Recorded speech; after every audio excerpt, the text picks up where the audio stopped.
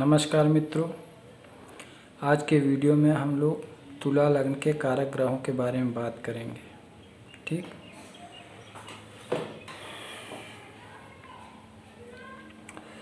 तो देखिए, लग्न के कारक और अकारक ग्रह जानने के लिए कुछ विशेष नियम और विशेष तरीके होते हैं, जिसके बारे में मैं पहले ही मेष लग्न के कारक ग्रहों वाले वीडियो में चर्चा कर चुका हूँ। तो बार बार वही चीज़ दोहराई ना जाए, वही सब्जेक्ट दोहराया ना जाए, इसलिए मैं इसमें उसकी चर्चा नहीं कर सकता हूँ। जिनको इस विषय में ज़्यादा जानकारी चाहिए और ज़्यादा विस्तार से जानकारी चाहिए तो उस वीडियो को देख सकते हैं। ठीक, तो आगे उसके तुला लग्न के बारे में आज चर्चा करेंगे। तो देखिए, सबसे पहले ये जानना ज़रूरी है कि लग्न के कारक ग्रहों के जानने के बारे में क्या ज़रूरत होता है। तो देखिए, लग्न के लिए जो शुभ ग्रह होते हैं और अशुभ ग्रह होते हैं, हमें हर लग्न में सबसे पहले जन्मपति देखते समय ये ज्ञात करना होता है कि कौन से ग्रह शुभ हैं, अच्छे ग्रह हैं, और कौन से ग्रह अशुभ हैं अर्थात खराब ग्रह हैं।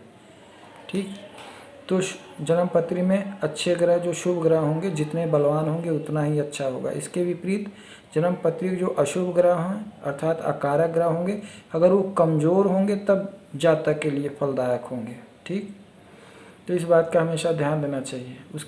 उसके बाद कि अगर लग्न के कोई योग और युति देखने में भी कारक अकारक ग्रहों की आवश्यकता पड़ती है, जानकारी है। क्यों? क्योंकि जब कोई योग कारक ग्रहों के द्वारा बनता है, जब लग्न के कारक ग्रह आपस में युति करते हैं तो वो योग जातक के लिए फलदायी होता है, वो योग अच्छा फल देता है। इसके विपरीत अगर जब अकारक ग्रह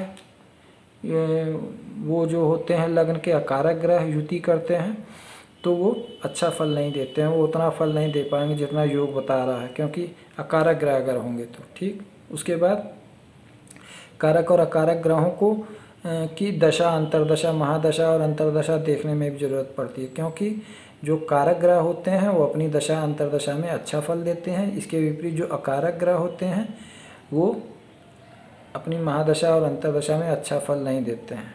ठीक, तो ये सब आवश्यकता पड़ती है। इसलिए आइए देख लेते हैं तुला लग्न के कौन से कारक ग्रह हैं, कौन से अकारक ग्रह हैं। ठीक, तो देखिए, जो सूर्य है इसमें 11वें भाव का स्वामी है, तो सूर्य एक नैसर्गिक रूप से पाप ग्रह है। ठीक, उसके बाद ये जो 11वां भाव है इसके स्वामी हमेशा ही, इसके जो स्वामी होते हैं हमेशा ही अशुभ ग्रह कहलाते हैं। ठीक, तो इसलिए ये जो है सूर्य है जो है तुला लग्न के लिए अकारक ग्रह है।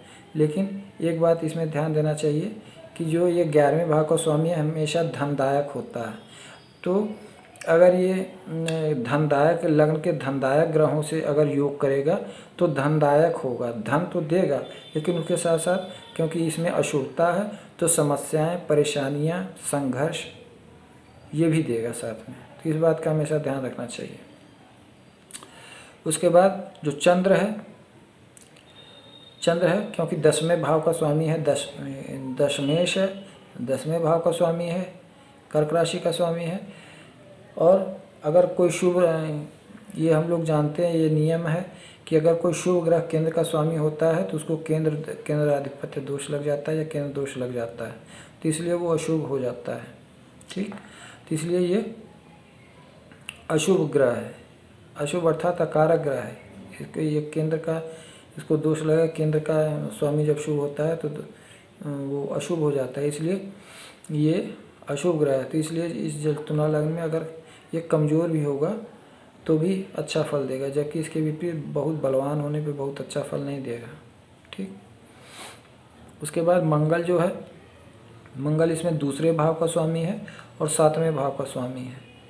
ठीक, तो मंगल 2 और 7वें भाव का स्वामी, और दूसरे भाव, ये भी देखना जरूरी है कि 2 भाव का स्वामी जो होता है हमेशा न्यूट्रल होता है, अर्थात ये अपने 2 भाव के हिसाब से, अपनी दूसरी राशि के हिसाब से फल देते। दूसरी राशि यहाँ इसकी केंद्र में है और केंद्र के स्वामी अगर पाप ग्रह हो तो वो शुभ हो जाते हैं, कारक हो जाते हैं, इसलिए ये मंगल इसमें शुभ ग्रह है।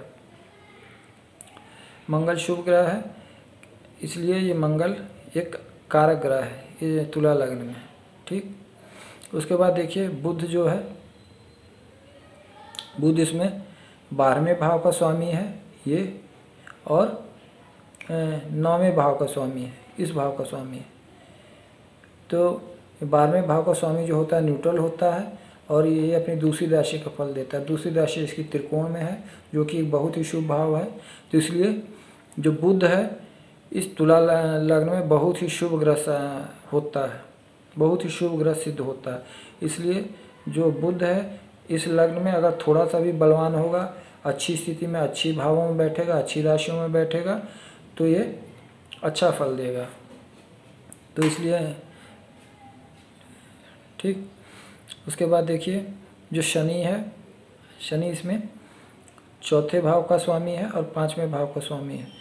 पहले चौथे भाव का स्वामी जब पाप ग्रह होता है तो ये अपना की वजह से अपनी अशुभता खो देता है, अर्थात शुभ हो जाता है। उसके बाद पंचम भाव का स्वामी जो होता है बहुत ही शुभ ग्रह होता है, क्योंकि ये त्रिकोण है, तो पंचम भाव का स्वामी होने के नाते बहुत ही शुभ हो जाता है। इसलिए ये शनि तुला लग्न में एक योग कारक ग्रह हो जाता है। तो योग कारक ग्रह होने की वजह से ये अच्छे भावों में भी बैठेगा, केंद्र में बैठेगा, त्रिकोण में भी बैठेगा, तब भी अच्छा ही फल देगा। जबकि सामान्यतः हम लोग जानते हैं कि शनि एक पाप ग्रह है, और पाप ग्रह होने की वजह से ये अच्छे भावों में बैठ के अच्छा फल नहीं देता है।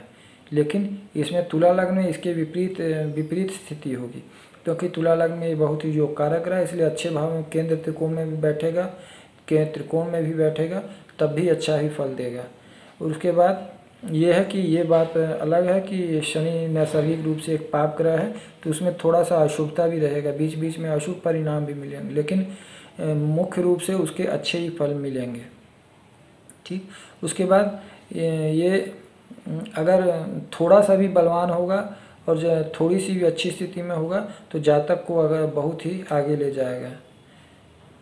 ठीक, तो ये बात का ध्यान रखना चाहिए। उसके बाद शुक्र जो है, शुक्र क्योंकि लग्नेश ही है और दूसरी राशि इसकी ये है कि वो अष्टम भाव में पड़ती है, तो इसलिए इसमें कुछ अशुभता होगी। लेकिन क्योंकि ये जो तुला राशि है इसकी मूल त्रिकोण राशि है, तो इसलिए ये और ग्रह जो होते हैं अपनी मूल त्रिकोण राशि का अपनी अवधि अधिक 70% अपनी दशा अवधि का या अंतरदशा का वो 70% अपने मूल त्रिकोण राशि का फल देते हैं। इसलिए ये मूल त्रिकोण राशि के हिसाब से ये कारक ग्रह होता है, तो अधिकतर इसकी दशा में कारक का ही फल मिलेगा। और यह है कि 30% समय अवधि में ये अपने अष्टम भाव का भी फल देगा। ठीक, और ये भी बात ध्यान देना चाहिए कि लग्न से गिनने पर जो राशि पहले पड़ती है तो उसका फल महादशा और अंतरदशा में पहले मिलता है, और लग्न से गिनने पर जो राशि बाद में पड़ती है उसका फल बाद में देगा। अर्थात इसलिए जो शुक्र है अपनी महादशा और अंतरदशा में पहले जो 70% अवधि होगी उसका फल पहले करेगा, और बाद में जो उसकी 30% जो समय अवधि बचेगी उसमें अष्टम भाव का फल करेगा। ठीक, तो इसलिए शुक्र भी लग्न तुला लग्न का कारक ग्रह है कि ये बात अलग है कि अष्टमेश होने की वजह से इसको थोड़ा सा अशुभता आ गई है, लेकिन ये ज़्यादातर अपना शुभ ही फल देगा। उसके बाद देखिए गुरु जो है, गुरु इसमें तीसरे भाव का स्वामी है और छठे भाव का स्वामी है। ये दोनों ही बहुत ही अशुभ भाव हैं, इसलिए गुरु जो है तुला लग्न में बहुत ही अकारक ग्रह हो जाता है। दो दो खराब भावों का स्वामी होने की वजह से गुरु बहुत ही अकारक ग्रह हो जाता है, और इसलिए ये अगर अच्छी स्थिति में होगा, केंद्र में बैठेगा, त्रिकोण में बैठेगा, तो ये अच्छा फल नहीं देगा। उसके बाद ये अगर बलवान होगा तब भी अच्छा फल नहीं देगा। इसके विपरीत अगर ये कमज़ोर होगा तभी अच्छा फल देगा। ठीक, तो इसमें हमें ये बात ध्यान देनी चाहिए कि गुरु की दृष्टियां जो होती हैं हमेशा शुभ ही होती हैं, क्योंकि बेशक ये गुरु अकारक ग्रह है तुला लग्न में, लेकिन एक गुरु नैसर्गिक रूप से बहुत ही शुभ ग्रह है, इसलिए ये इसकी दृष्टियां हमेशा शुभ फलदायी रहेंगी। और इसकी स्थिति और बल अच्छा होने पे नुकसानदायक रहेगा, इसलिए तुला लग्न में ये कमज़ोर हो तो अच्छा है। ठीक, तो देखिए तुला लग्न में ये जो है हमारे 3 ग्रह मंगल, बुध और शनि, ये 3 ग्रह बहुत ही कारक ग्रह होते हैं। इसमें शनि और बुध जो है ये बहुत ही योग कारक ग्रह है। अगर इनकी महादशा आ जाएगी, जातक के युवा अवस्था में अगर इनकी महादशा आ जाए और ये थोड़ा सा भी बलवान हुए और थोड़ी सी भी अच्छी स्थिति में हुए तो जातक को जीवन को एकदम समझ लीजिए चमका के रख देंगे। ठीक, इसके विपरीत गुरु और चंद्र जो नैसर्गिक रूप से बहुत ही शुभ ग्रह हैं, लेकिन तुला लग्न वालों के लिए ये ग्रह अच्छे फल नहीं देंगे, और अगर अच्छी स्थिति में बैठेंगे तब भी अच्छा फल नहीं देंगे, अपनी महादशा अंतरदशा में अच्छा फल नहीं देंगे, अच्छी स्थिति में और बलवान होंगे तब। और अगर कमज़ोर होंगे, इसके विपरीत अगर कमज़ोर होंगे तो ये अपना अशुभ फल नहीं दे पाएंगे, अर्थात जातक के लिए शुभ हो जाएंगे। ठीक, तो आशा करता हूँ ये वीडियो आपको अच्छा लगा होगा। अगर अच्छा लगा तो हमारे वीडियो को लाइक कीजिए, चैनल को सब्सक्राइब कीजिए, और अगर आप हमसे कांटेक्ट करना चाहते हैं तो इस मोबाइल नंबर पर हमसे कांटेक्ट कर सकते हैं। धन्यवाद।